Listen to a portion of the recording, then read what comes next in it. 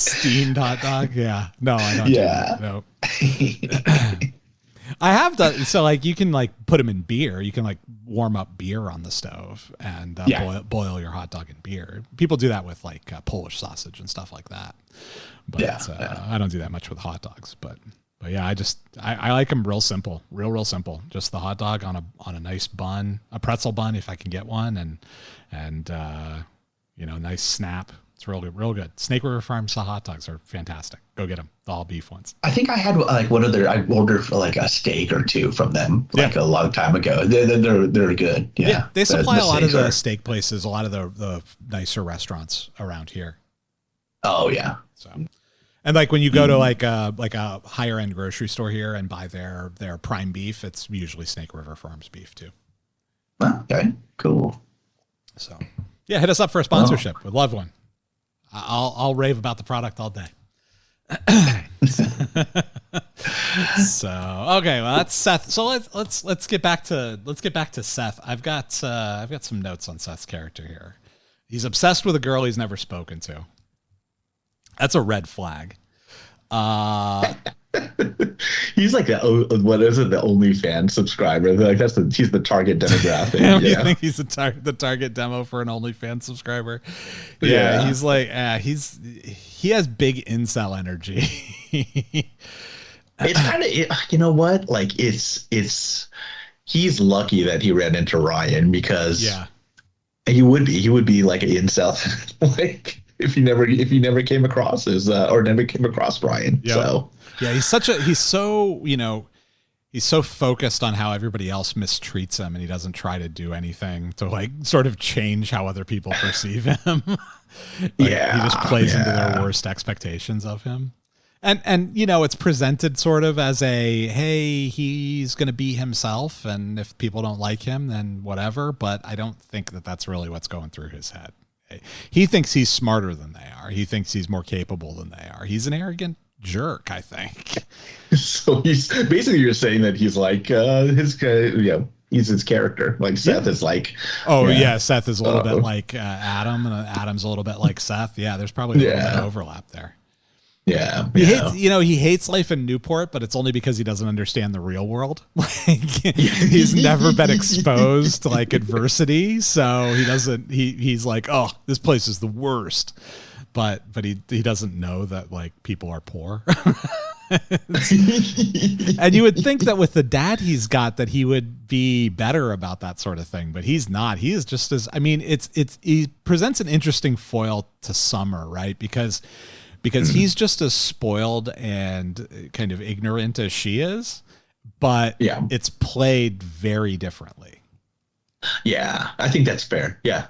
Because she knows that she even says, I'm like so many levels hotter than Seth Cohen, like she even says that in the thing. So she's very self-aware, right? Yes. But Seth is definitely not. Not at all self-aware. And so focused on himself too. And they turn it into a joke about, I don't know, about 2/3 of the way through the season. And they sort of turn it into a joke of Seth like constantly saying, let's focus back on what I want to talk about or whatever. Mm-hmm. But by that point, by the time they start acknowledging it as like, oh, this is funny, haha, this is a joke, it's not funny anymore. Yeah. A little late on the on the uptake. But I do remember absolutely loving his character when I watched this show the first time. So, I don't know if that represents me getting different as I've gotten older or what, but maybe just not aging very well. Yeah. Well, I think it's like the first time that you saw whatever, the first time you saw Jessica Alba in a swimsuit or something. Sure. Like that, you're fascinating, right? You're constantly chasing that dragon. Chasing that dragon. And then just like any addict, the effect isn't the same the more times you do it. Yeah, that's a good analogy. I like that. You could substitute a couple other things in there for that, but I won't talk about that. So, well, you mentioned Summer. Let's talk about Summer for a minute. So Summer is a mean girl with a heart of gold, but she's not originally meant to be. So her character was not meant to be a member of the the quote unquote core four, the Ryan, Marissa, Seth, Summer. She was always sort of meant to be on the outside of that group and never meant to be one of their friends, more of a foil to them. Mm-hmm. And they brought her in and they saw, they did the first few episodes and they saw how good she was and they saw how much fans liked her. And they were like, well, we can't waste her. So they immediately brought her in as a series regular after that. And the rest is history. She's in all 92 episodes. So. Yeah, she's probably the most developed. And she's probably my favorite out of the four. As far as Yeah, she's great. And I think she's great in season 2, 3, and 4. I think she's a little undeveloped in season 1. I really do. But I do still like her better than pretty much the rest of the other core 4, I think. Yeah.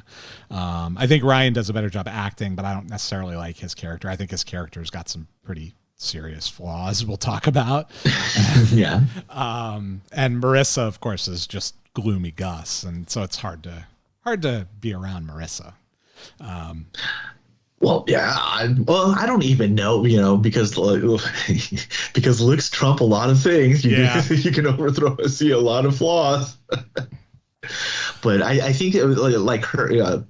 Marissa's character is definitely the one who has to drive a lot of the first season story, right? So I don't know. I'll give her a pass as far as, because she's put in a difficult position having to do that. But you see right away that she does have problems that even though she has a storybook life, what looks like a storybook life, that's basically crumbling around her. Oh, yeah. In the first season, Yeah, and she's got substance problems. And you're absolutely right. She's got a lot going on, and they asked a lot of a 17-year-old girl to portray that on the screen. The youngest out of all four of those. Yeah, exactly. What we're going to do is we're going to give you the most difficult issues to deal with, and everybody else just gets to have a good time. It's all on you. You get to deal with the suicide and drug overdose and substance abuse problems and stalker and all that. You're going to deal with all that, and yeah. Really, even down the road, think of just the her being the okay, let's see. Well, we've got Seth and Summer. Should we talk about Seth and Summer for a little bit? We haven't really talked about them very much. So you got Summer, who is the mean girl, but she's got a heart of gold. She doesn't even know really who Seth Cohen is. Seth is obsessed with her. He's named his boat after her. He's, completely and totally infatuated with her and has been for years. And eventually he sort of starts to erode. He can be endearing and cute when he's not being annoying. And so eventually he sort of manages to break her walls down a little bit, and she finds herself actually sort of interested in him. And as soon as that happens, Anna Stern shows up. And Anna is basically like a cool version of Seth, right? She likes things like comic books, and she calls them graphic novels, and anime, and she's like the manic pixie dream girl, right? She's sort of that character, and that immediately makes Summer jealous, of course. and the jealousy really makes her understand sort of how much she likes Seth Cohen. But then Seth, which is the proper way to. that's the method. That's the way to do it. That's the play. Yes. You arouse jealousy in the prospective partner. Exactly.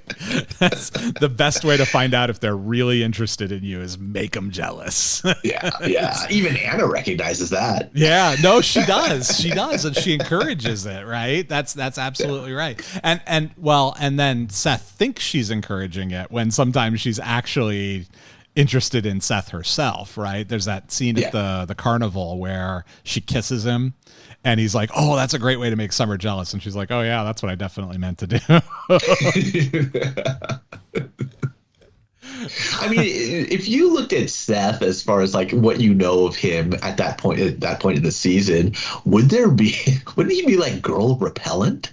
You would think, yeah. I mean, he's a good-looking guy. That's sort of the one thing that saves him, is that he's a really good-looking guy. Yeah. I think if he weren't as good looking, he would just be a complete pariah. Like, yeah. Like you give somebody Seth's personality and you make them ugly or fat, and they are no one will ever talk to him. like Ryan would have been going out of his way to leave him at home. Yeah, he would have said, like Summer, hey, Summer invited us to that house party or whatever. Nope, no, he would have left her, left him in at the reception and hopped in the back of the truck on that first episode. That's exactly right. And by the way, when Summer showed that she was interested in Ryan, he would have shown that he was interested in her in return instead of deferring to Seth. Yeah. Also. Which is that was a bro move on his on Ryan's part as Absolutely. Far as like yeah. So I mean, Ryan's a very, very good friend. Ryan is he's an excellent friend. He may be a little too good of a friend because he's willing to, commit crimes and beat people up. Ride or die, dude. That's right. Yeah. It's like Ryan's the only one who thinks he's in a motorcycle gang with everybody else. Everybody wants to be a gangster until it's time to do gangster shit. That's when Ryan's down for it. Ryan's like, I'm down for the gangster shit. Whatever I need to do. Everybody wants. What's that from? Everybody wants to be a gangster until it's time to do gangster shit. Was that from something, or did you just? No, I mean, I've heard it before. I don't know where it came from, though. Because I like that. I haven't heard that before. I like that a lot. But yeah, so there's a lot of drama between Summer and Seth throughout the season. There's there's this, what I thought at the time was sort of a very endearing, when they finally do get together after Anna moves back to Pittsburgh and after Seth and Summer are together and they're going to start having sex. There's this scene where they have bad sex because of course they do, right? They're not experienced. They don't know what they're doing. It happens, right? Everybody's and they sort of abstain from sex for a while, or they agree to abstain from sex for a while, but it lasts all of like 3 minutes and then they're banging on the regular. Yeah. And then there's a great moment. I really did enjoy how when Seth goes on a sex strike, like immediately Summer's hilariously cock-starved, like moment one, the minute he it's really, really funny. Well done. I would, again, not one of the things you would have expected from a show about high school kids, right? Yeah. Well, if you think about how much the hormones are going through you at that time, right? Yeah, absolutely. Yeah. And it's not even just the women, like the girls are going through that too. Oh yeah, so it's like, the dudes are portrayed, and that's kind of why I like this, right? Because usually it's the dudes being portrayed as mindlessly horny or whatever, and in this case it's Summer, right? You never see a character in high school who looks like Summer Roberts on TV being mindlessly horny. Yeah, it's right. But I do, there are multiple times where like, okay, so he has lunch with her dad and it goes poorly. And so Summer sort of quasi half breaks up with them a little bit. And, Seth has every dork's dilemma. And he has this over and over again throughout the show where it's like, oh, do I force the confrontation or do I just be whiny and passive aggressive until she realizes what a catch I am? Right? He's always kind of in that situation. He always chooses to be whiny and passive aggressive. Yeah, which once again, it doesn't make sense. Like it doesn't make sense for her for Summer. No, right? It's the same thing as Kirsten with Jimmy Cooper, right? Yeah, like what has he got to offer? And Summer sort of treats it like an infection, or like, it's almost like it's this inconvenient sort of fixation she has, and she just needs to rid herself of it. She has the self-help therapy or whatever that she does. Yeah, that's right. I do like how it's basically like it's an STD essentially that she's contracted from Seth is that she's sort of addicted to him now. She infected him. He infected her. He infected